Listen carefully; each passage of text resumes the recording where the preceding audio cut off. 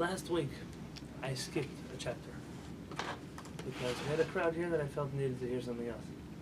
But I wanted to go back to where we were 2 weeks ago, so forgive me.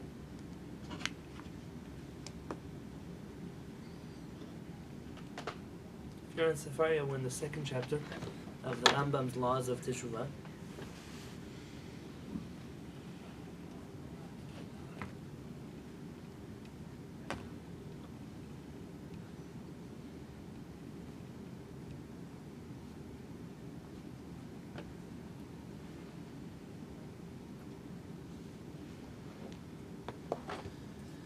אין התשובה ולא יום הכיפורים מכפרים ההכניים. אין על עבירות שבין אדם למקום. The only עבירות which Yom HaKippurim atones for and Teshuvah works for are עבירות between us and Hashem. כגון מי שאכל דבר אסור. Like a person who ate something, a דבר אסור, something prohibited, a not kosher thing. או בעל בעילה אסורה. He was in a forbidden sexual relationship. Then a person does Teshuvah. They have Yom Kippurim, and they're forgiven. This is part of the way the world works. אבל עבירות שבין אדם לחברו, but עבירות between us and other people, כגון החובל את חברו, like someone who physically hurt his friend, or מקלל חברו, or he cursed his friend.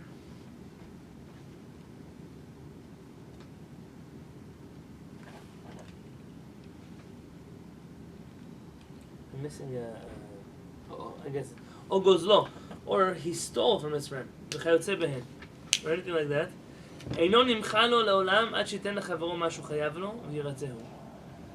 He's never forgiven, not until he first gives back to his friend what he took from him, and he appeases him. And even if he pays him back the money that he stole from him,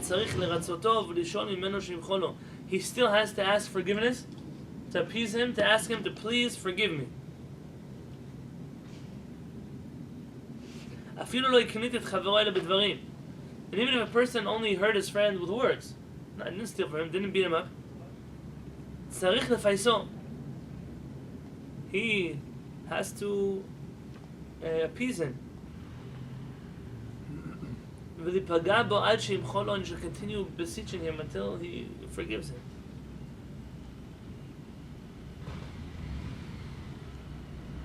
If his friend does not want to forgive him,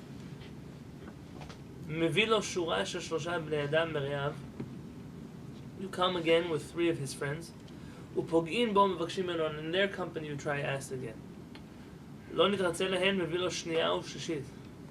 And if he still doesn't want, you do it a second time and a third time. If the man still doesn't want to forgive you, he says, okay, I'm done with you. And he who did not forgive, he is the one who's now the sinner. That's how what just happened? Mm-hmm. I offended Mario. So what do? I come and say, Mario, forgive me, because I don't want to forgive you. So next time I come with Moshe and Baruch and Zev. I come again, doesn't want to forgive me. So I say, okay, I'm going to come again to him. I come with Angel, and with Jack, and with Ash. I come again, doesn't want to forgive me. I do that 3 times. At the 3rd time, I say, you know, Mario, sorry. You clearly don't want to make peace. You walk away, and the Avirah that I did now becomes Mario's Avirah. It's a great question. The idea of having, it's not witnesses as much as people are different when they're in company. You want to try to bring about some good people there that are going to influence him to change his mind. And it didn't work. It's not like when Yaakov brought all his family to meet Esau. But that's for a different reason that he did that. But yeah, it could be. Because he would be moved. Vim haya rabo, what if it's his rabbi? Holech uba afilu 1000 פעמים. He goes even 1,000 times. Ad sheyimcholo, until he forgives him. Angel, when he comes in here. So he goes 1,000 times, until his rabbi forgives him. What does it mean 1,000 times? What about 1,001 times? It means many times. The number 1,000 is not.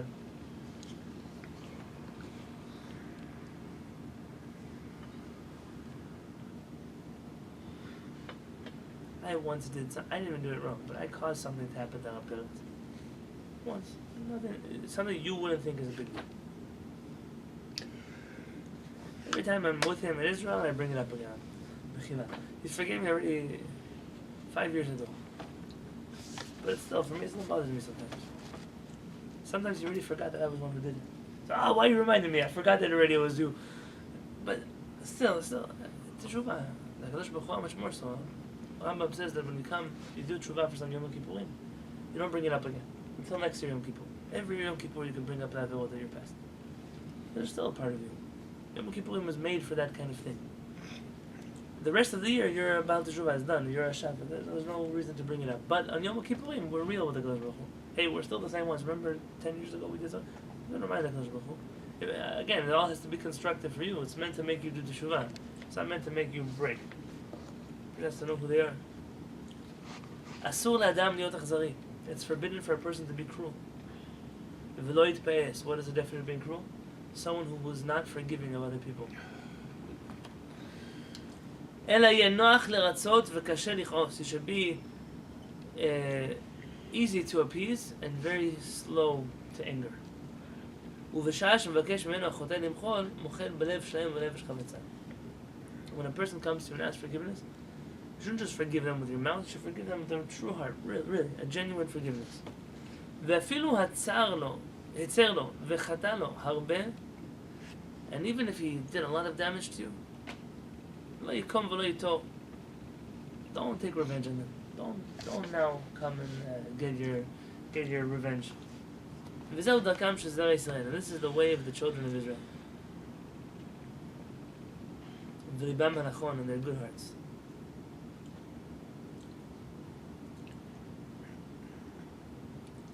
I was going to say a sentence. The sentence is going to sound wrong to you, but his Rambam is quoting the Tanakh in a story that happened to us that many of you may not be familiar with the story. He said, "Ovdei kochavim, but the idol worshippers, arelei lev, who have uncircumcised hearts, einan ken, they're not this way. Ela ve'averatan shaman netzach, they hold anger against people for eternity." Where do you learn this from? Do you remember the Givonim? Yes, you learned Tanakh a little bit?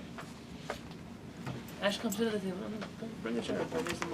Yeah. Or bring a chair right here. Here. Yes, right here. Just sit here. Okay, there's one right here. Okay. Do you remember the Givonim?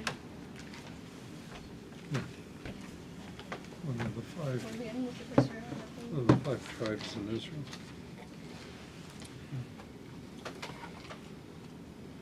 think the animals. Givon, you know? Wouldn't we complicate their names too? We would complicate their names too. With the land of Israel, we had an obligation to wipe out certain nations, or at least to send out certain nations.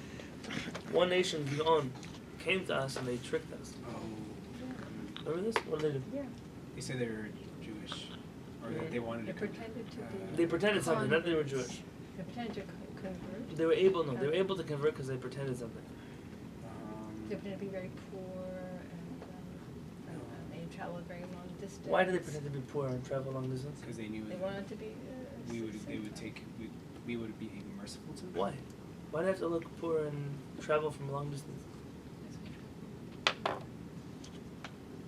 To pretend they weren't members of that land. If I want to go home You can't go back. and It's to too go far. on the internet, I don't endorse any organization, but I endorse the concept. There's a group called 929. 929 days. If you study a chapter a day of Tanakh, you'll finish Tanakh in 929 days. The program started 3 weeks ago.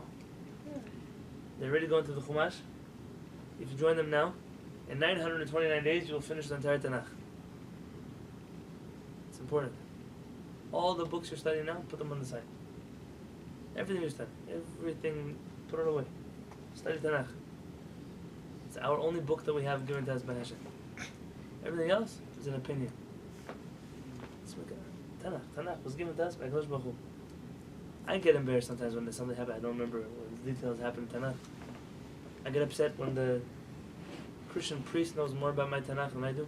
It should embarrass you. You should be embarrassed. Because maybe he doesn't know. Like, it doesn't make a difference. At least he knows who the people are. A while ago, I was part of a program. We had to memorize, at the end of the program, we memorized 1,000 scriptures by heart. Wow. And that was in 10 months. A lot of them know verses. How many times in a Jewish school do you think the kids need to learn which direction you light Hanukkah candles? The instructions are on the candle box. Why don't you? The whole life they're doing it again. Right to left, and left to right, and oil and water. They don't mix. And the Greeks and the Hellenes. How many times? Teach them Tanakh. What are you wasting their time for? How many times are they going to do that? How many times are they going to hear the story about Yonah and the whale? How much are you going to? They heard it's one book of Tanakh. There's more. Teach them the rest.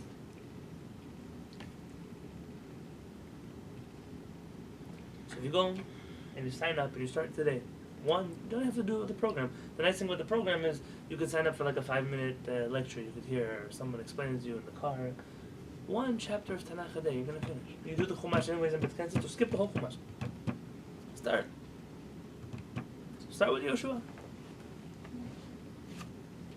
So, they come to us and they pretend that they had been traveling a long time, so we don't think that they come from the land of Israel. Because if they come from the land of Israel, they can't stay. So we accept them. And then it turns out that we find out who they really are. But Yeshua keeps his promise. He said, you tricked me, but I have to do the right thing. The right thing is, I'm going to keep you here, and he gives them a job. Do you know that job? What is that? Water carriers and wood choppers. Very good. Water carriers and wood choppers for who? For the priests. For the Bet Mikdash. So in the Bet Mikdash, for the Kohanim, they cut wood and they brought water. That was their job. Meaning he gave them also a job. By the way, I know you don't like to learn politics from your Torah. But the Torah here, Rav David Halevy uses the story to show you the status of what we do with the person who joins the Jewish people who doesn't have a way to make money. But here, Rav David Halevy wants to prove that a functional government finds employment for all the people in their ranks, even the lowest levels of their ranks. It's an obligation on the government. You're going to see what happens later in history. These Givonim, now they tricked us, we accepted them. What do they think about the Jewish people? They're happy with us now? No. They make our life miserable until the end of time. What happens later on in Tanakh? So remember the Givonim?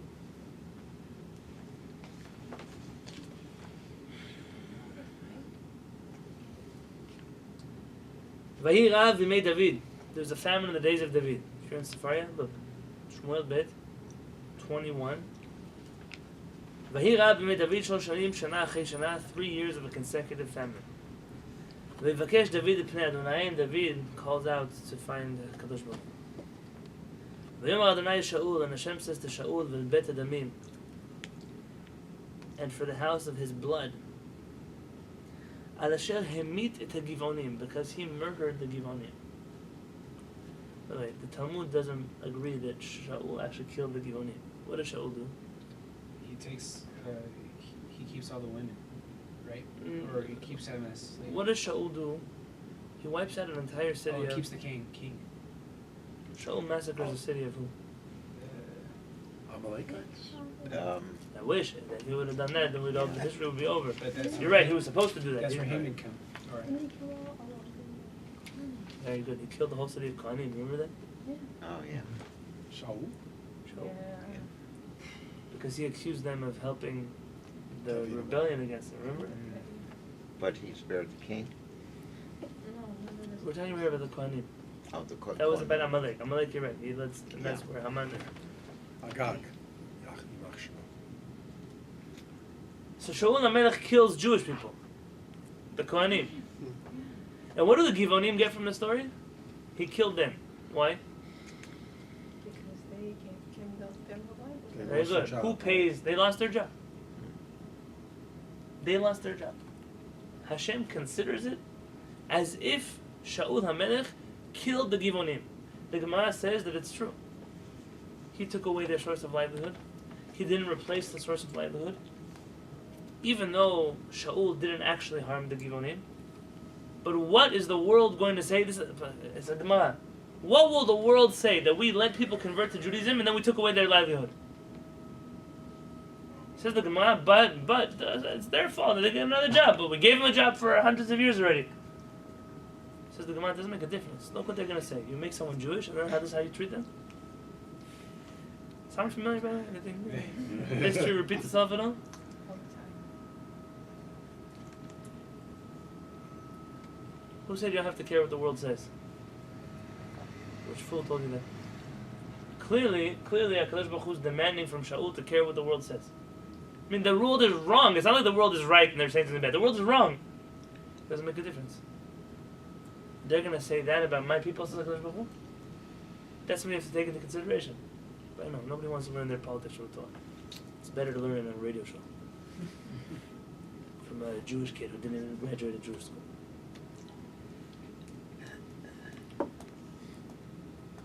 So what happens? The king calls the Givonim. Vayomer lehem, and he tells them, well, he speaks to them.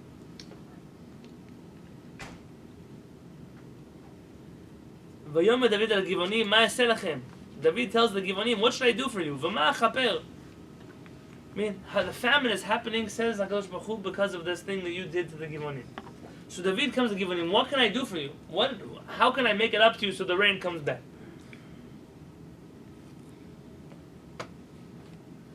ויאמרו לו הגבעונים, אין לנו כסף וזהב עם שאול ועם ביתו.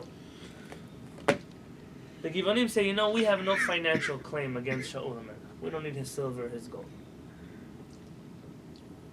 ואין לנו איש להמית בישראל. And we have no innocent man in the Jewish people that we want to kill. ואמרו, מה אתם אומרים? I said לכם, so tell me what you're actually saying. He says, I'll do it for you. ויאמרו על המלך האיש אשר קילנו ואשר דימה לנו. נשמדנו מתייצב בכל גבול ישראל. But there are some mepharshim that say that Shaul actually did kill a few Givonim for war reasons, but I'm putting this on the side. He said, there's a man that wiped us out, Shaul, and because of him we have nowhere to stay in the borders of Israel. Yutan lanu shiva nashim ibanav. Give us 7 of his children. V'hok'anum l'Adonai b'givat Shaul b'chir Adonai. And we will hang them for the sake of Hashem on the mountain of Shaul. Vayomer HaMelech. And David HaMelech says, Ani eten, I will give them to you. How many children did These may not actually be children, these are descendants. And you find that David is trying to figure out which of the children of Shaul he gives over. Vayitnem biyad Givonim, and he gives them over to the Givonim. I skipped a few verses. Vayoki'um bahar lifnei Adonai, and they hung them on the mountain before Hashem.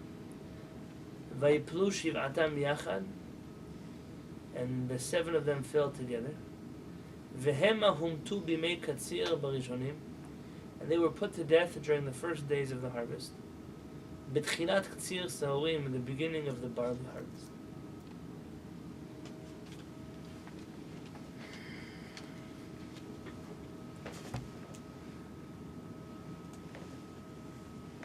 And then the concubine tries to keep the birds away from eating the bodies of these people. And the whole story here that Tanakh goes into.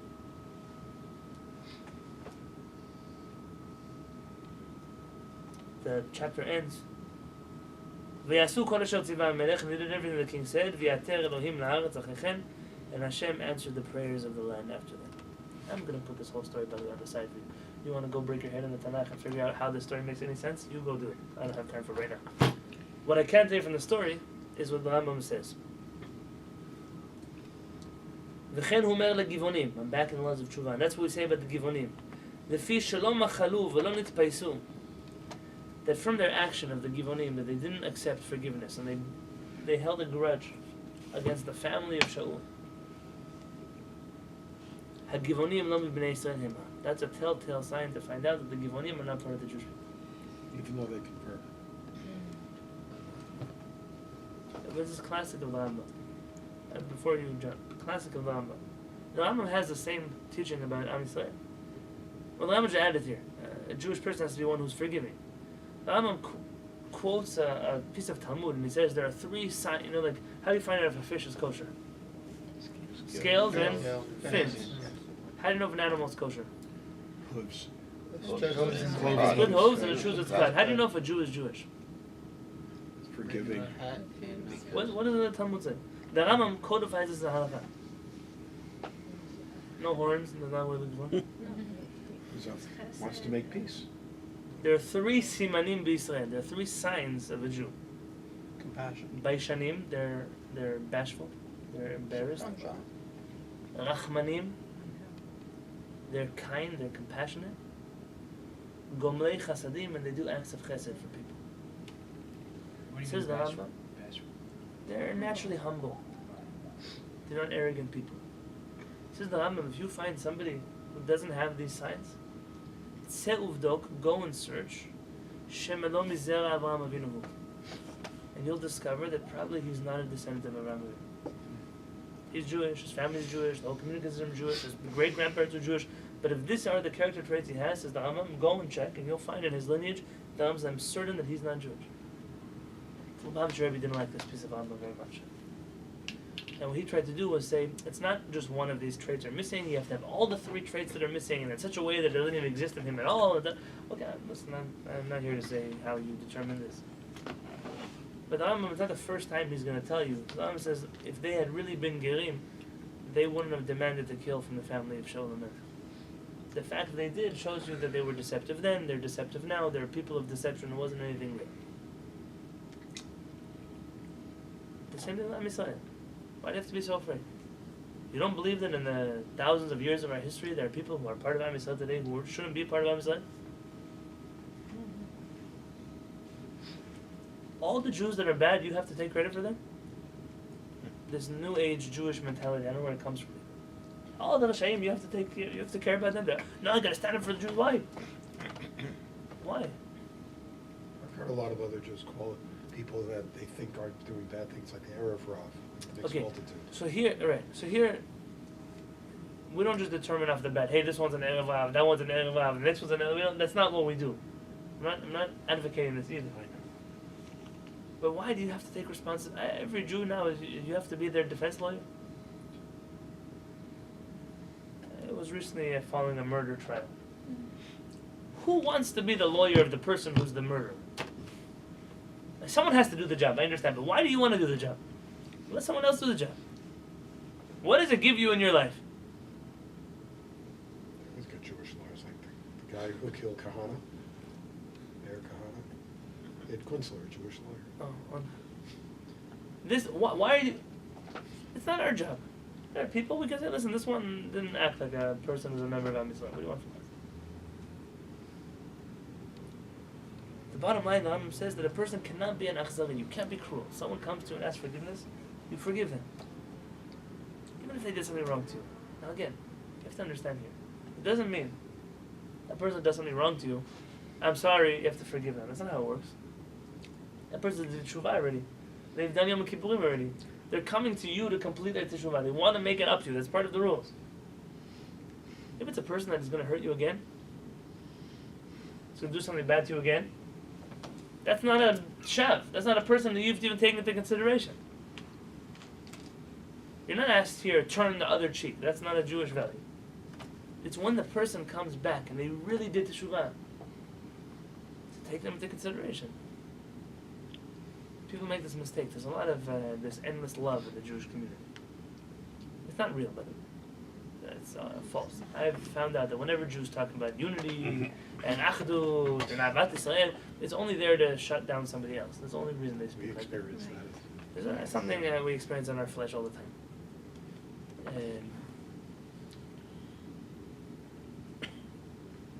And I always tell you about the Ashkenazi school that threw out the Sephardic girls. Let me tell today a Sephardic story. Today they started the school year in Israel. And there are dozens of girls that are at home from Sephardic schools. that threw these girls out. You want to hear the crime? Because their parents have jobs. If I could make this up for you, I would make it up. Because their parents are from working class people, not learning class people. Suddenly in Am Yisrael it became an embarrassing thing to have a job. I mean, like, someone who works and supports themselves for a living, that's a bad person in the Jewish community. But I've never heard of a business model that, like, which school says, we want all the parents that cannot pay tuition. You ever heard of a school that operates like that? But there's this elite feeling in the, oh, your father, he works for a living, you don't belong in this school. You can't marry these people. Go to school. Everybody in this room supports rabbis like that. Every single person in this room. They created a mamzer Judaism, a bastard Judaism, and you're feeding them.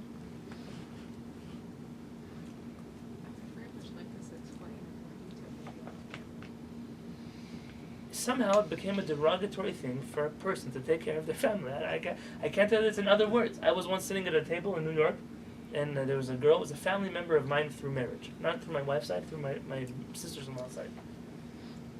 Who said, I will never marry a man who has a college degree. It's almost like you're going to laugh. Like, what's so bad at having a college degree? That means that he's not a serious learner. What does it mean? All it means is... you can't even engage in conversation. That's an oxymoron. Your rabbi told you that you should never marry a guy with a college degree. Yes. Is your rabbi going to pay your bills when you can't? Yeah. That's right. Put groceries on the table. Your rabbi's going to, you can't pay the electric bill, your rabbi's going to pay? Tell me the truth. He's got a degree, but he's not a learner. I even once went out on a date in Yerushalayim. They found that I was a rabbi, so he's not a learner either. Why? Because you work in learning. You don't learn in learning. Mishma. Sounds funny, but it's really tragic because what you find is this endless cycle of poverty among those who could be learning Torah in a more respectable fashion. Wanted a lowly shma. You! When they come and knock on the door for Yerushalayim, we're collecting for a yeshiva. That was one question before I pay for a yeshiva. Does your yeshiva teach secular studies? Does your yeshiva issue high school diplomas? Do they encourage a secular education? Will they send you to university afterwards? There are people who made responsible decisions. My parents sent me to Baltimore. There's no way in the world you can graduate that yeshiva without a high school diploma and an SAT score. It's part of the yeshiva program. So you want your kid to study Torah? Good. It's not a mitzvah to be stupid also. Where did that obligation come from? But we as a Jewish community are passive because we're supporting these institutions that perpetuate the story. Essentially, they are ridiculing the people who fund them. Because if you would try to send your kid to that school, you'd be a working person whose kid couldn't get it. You're good enough to take money from, but not good enough to have your kid schooled or married or whatever else needs to happen.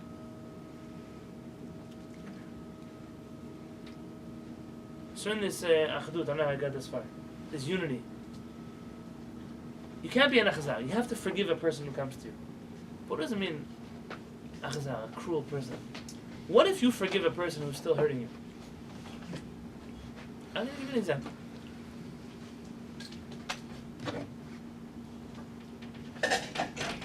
A colleague of mine recently had to deal with a halachic question of a young person who was raped. Sorry, it happens in the Jewish community also. And this person came to Yom Kippur, forgive me. Put aside the legal side. This is our statute of limitation. Many, many years talking about a long, something that you can't do in a court today. And the person called my friend, who's a rabbi. Do I have to forgive the person who raped me? This is a person who would do it all over again if they could. So why do I have an obligation to forgive you? For what? Because the Rambam says you shouldn't be cruel. Now you read the Rambam? Under the cloak of religiosity. Now you're going to tell me the Rambam says? But if he would do it again, that he didn't really do tshuva. No. The same Very thing good. you And that was the answer. This person did teshuvah. You know, ask this question when the person really did teshuvah. When they exhausted everything they could to make it up to you. to reform themselves. And then they came to ask Teshuvah. Okay, there's a real question. Then you have to go sit, not with just any rabbi, with a real rabbi. A rabbi who understands the psychological effects of what could happen here. There's a lot of stuff that needs to be figured out first. Legal professionals might need to get involved. But just to expect someone to forgive you because you're not a beast, but I would do it against you the second time. Then you're not a shav. I don't have to forgive you. Someone told me they don't say the prayer in Kehillat at night because it says I forgive all the people who hurt me, who made me upset.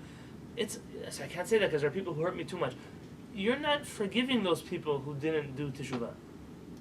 What you're doing is you're forgiving the people who did teshuvah, just like you want the people that you don't have ability to ask them teshuvah, but you did teshuvah and they're sitting somewhere on the other side of the world and they say, I forgive everybody who hurt me. You're included in that. That's why we say that prayer. It's not to let off everyone off the hook for hurting us.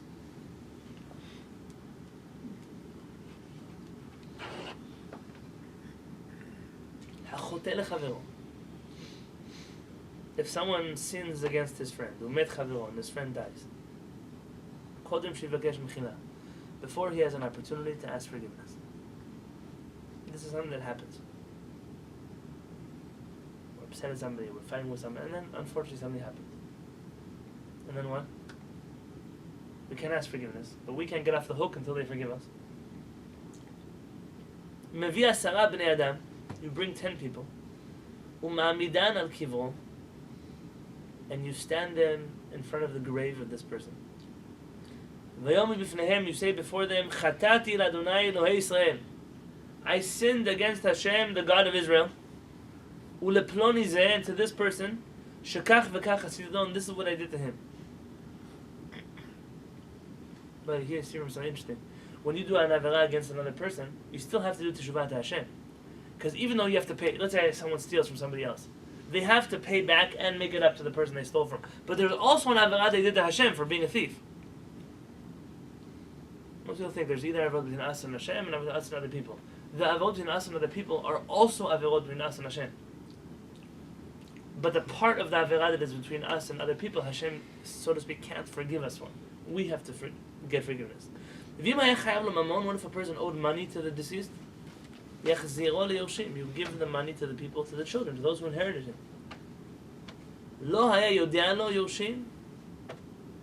What if you don't know? There are no descendants, or you don't know who they are. They're in another country, you can't find them. You give the money to the bedin. Over there you do a vidin. Now here's the fascinating thing, which I didn't get a chance to research enough. What does it help to bring 10 people to the grave and to do teshuvah? But has anyone ever done this before? I've seen it before. Every person in this room who's been to a Jewish funeral has done it before. You just might not know what you're doing. Yes. Everyone here, have you been to a Jewish funeral before? Yeah.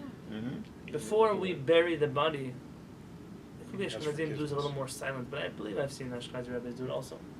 We ask forgiveness from the person who's there, in front of everybody. All kinds of different things people say. That's this idea. The idea is, no, it doesn't really work if one has a specific averah they have to say out loud. But as a community, we don't know. Maybe we didn't treat a person kindly enough, we didn't visit them enough, we didn't, for whatever reason it would be. So as a community, we're asking mechila. A lot of the concept of doing teshuvah has to do with you. This person is another world. They don't actually care what you did to them. In the next world, this 9/11, they know that you were the bully and they were right, and they don't need your teshuvah. But you need your teshuvah. And part of you getting that teshuvah that you need is bringing 10 people. What's 10 people? Minyan. It's a minyan. It's you can't hide anymore. It's something you have to do in public. And not just say, I did an avera, and you have to say what it was. It's embarrassing. Yeah, that embarrassment, though, is what is mechaper. That's what atones for a person. Because if you can't own up to it, then you probably didn't do teshuvah for it. This has a flip side to it. Remember what I mentioned before when it says that you're supposed to let everyone know your averot? It's assuming that you're dealing with a community that is forgiving of your averot. But if not, you might have to choose very carefully who are these people that you're bringing with you. They have to be the kind of people that are not going to then put it on Facebook. We were with so-and-so by the grave. You know what he did to him? Make a story out of it. That's not the point. Those kind of people you don't need. It's like when a person has a bad dream and they do hatavat chalom, They call it absolvement of the dream, but really, the hatava it means that you sweeten the dream, you make it good. What do they say? They don't get rid of the dream. They say chal matav chazit. You saw a good dream. And you think it was bad, really it was good. Where do we learn that idea from?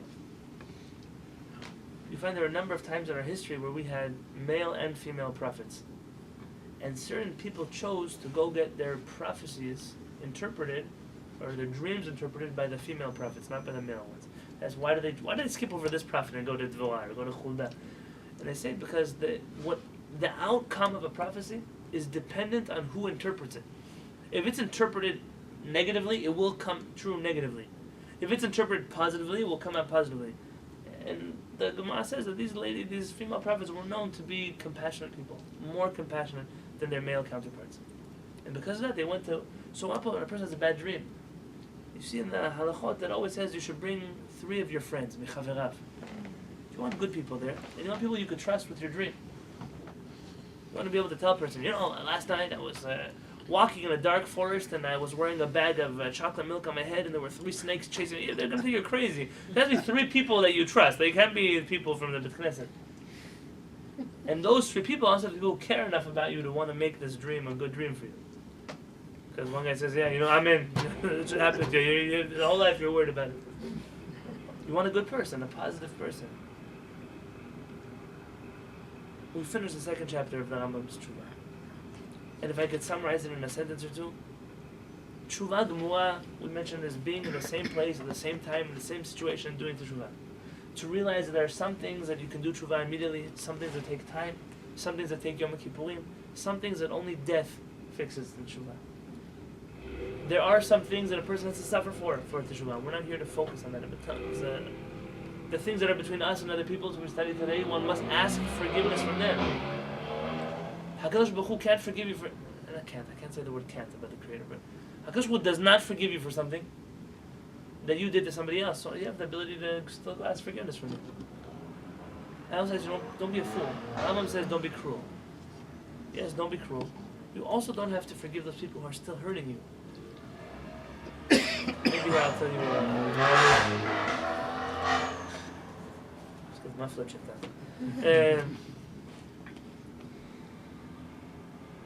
You do a Misha Barach for a person like that. You know what? Only a very arrogant person wants the whole neighborhood to hear them. It's a sickness. It's a mental illness. Especially at 2 a.m. Yeah, the flash them on. Anybody else's car made noise like that, they would take it to the mechanic. But some people choose this on purpose. The whole world should hear them. It's an illness. It's a thing. They should get attention somewhere else that's positive for them. Yeah. When you do chesed for other people, there are many people who are involved doing acts of kindness for other people. Now, Rabbi Yonatan always says one rule about chesed. If you don't want to help people, you don't have to help people. Just don't harm them. I mean, you don't have to hurt people.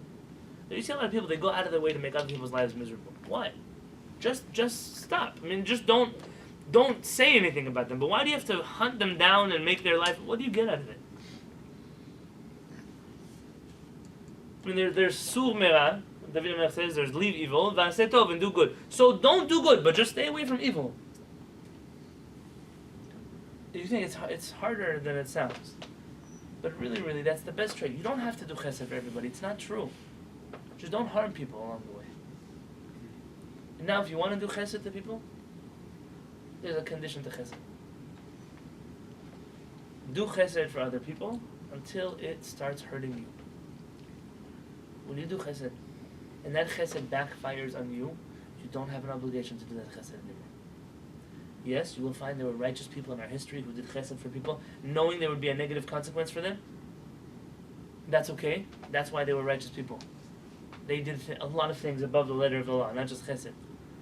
But oftentimes what you find is people do chesed, and they know that this chesed is not going to end up well for them. So what do? They stop doing chesed entirely. Because they lost faith in this concept of helping out other people. No good deed goes unpunished. That's the saying you hear.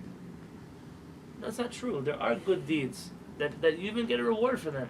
But sometimes you choose. I'll tell you the truth. That sometimes you find that... I have been involved in many a couple's divorce. You know what always happens then? You come out bad. Doesn't make a difference how you do it. I'm sure you have friends that got went through divorce. You got involved somehow. Either they get back together again, and you're the jerk that tried to separate them. Mind you, they were the one who were, or they stay apart, and you were the one who tried to help them stay together, and then you were the one who extended their problems for as long as you possibly could, or somehow you end up being perceived as taking one side and not the other side, and what do you get out of it? There are people who chose this Gehenom for themselves. There are mediators, arbitrators, lawyers. They get paid a lot of money to do this stuff. And they do it. And they know the consequences of what they're getting themselves into. Let them do their job. Sometimes you try to become a mental health professional, but you're not licensed to do the mental health job you think you're going to do. You're dealing with someone who's suicidal, someone who's a very severe drug addict. Back in my days of when I first became a rabbi, the Caliph Rebbe made me promise to him that I would never get myself involved in a person who is suicidal or a person who does drugs. Why? These are people who need professional help. And sometimes you give the wrong help, you can cause, chas v'shalom, a worse thing to happen. This person commits suicide because of you. You don't have to agree. But you can only help people that you can actually help. If you're going to get hurt from it, or they're going to get hurt from it, then you have to make a calculation. Is this the right thing to do? You want to help all the homeless people in the world. That's fine. It's a good mitzvah. They don't all have to sleep in your house. You also have a wife and children and a family you have to take care of. I know a couple, maybe today they moved out of Brooklyn. They used to live in Brooklyn. A Hasidic couple like you see in the movies, like real Hasidic. And they have, there's a lot of homeless people in their neighborhood. And they, every single night, make dinner for all the homeless people in their neighborhood. And they invite them to their house. They invite them to their house, and they serve their kids dinner at 6. The kids go to sleep at 7. Everyone's invited to their house at 11 o'clock at night. When their kids are sleeping already. They don't want their kids to have to mix in with all the different people. They don't know who they are. They don't know what problems they have. Because they want to help people. They also don't want to influence their family in a way that might be harmful for their family. That's a commendable thing. Sometimes you're put in a situation as a Jewish family to do hachnasat ochim for people that you don't even know who they are. And host people. And you're not sure, like, I don't know if I want this person in my house. As a rabbi of a community, oftentimes I'm put in a situation where I'm not sure that someone comes and calls me from, and I say, if you could please give me a phone number of a rabbi where you come from. Sometimes I don't want to help you. Unfortunately, we've had our fair share of interesting people who've shown up along the way. Now, interesting sometimes is interesting. Sometimes interesting becomes dangerous. Yeah. I know a rabbi who had people that would steal from him inside of his house. And he used to always tell people, and if I could, I would do it again. Why would you say such a stupid thing? He stole from you the first time, hurt your family. Why would you invite that person again? Endless love. We're not Christians. We're Jews. There's a reason for that. You don't have to be cruel. Also, don't be cruel to your family. People come to your house. You want to host people for a Shabbat meal. You know these people. They start up with your wife. They start up with your husband.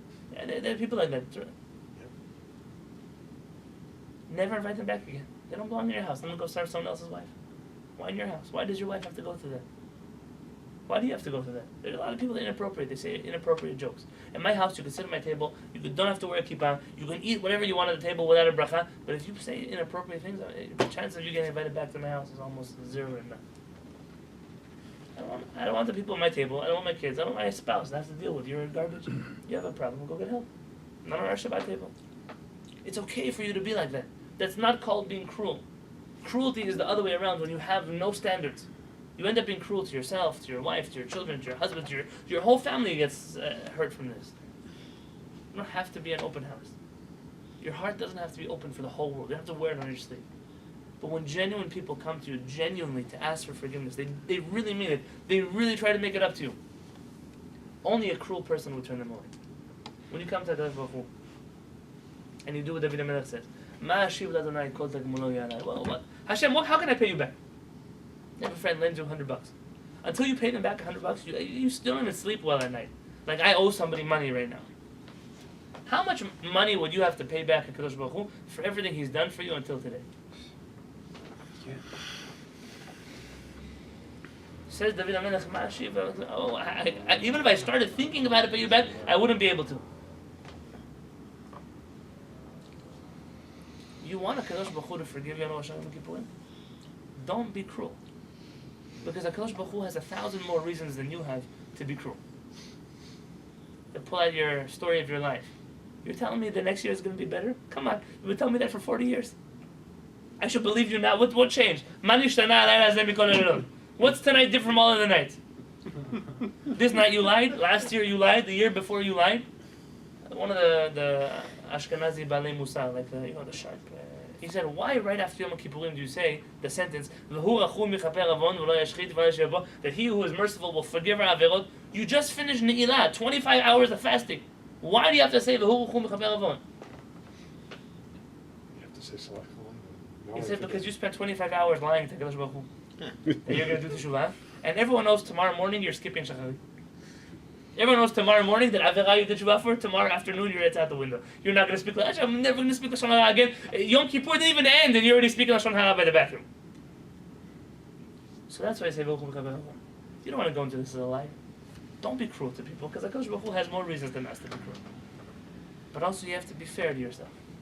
And that balance, it's hard, because there's no black or white. But that's why being Jewish involves work. You have to know how to balance things. So we'll get to balancing, we'll learn the third chapter tomorrow. Exactly.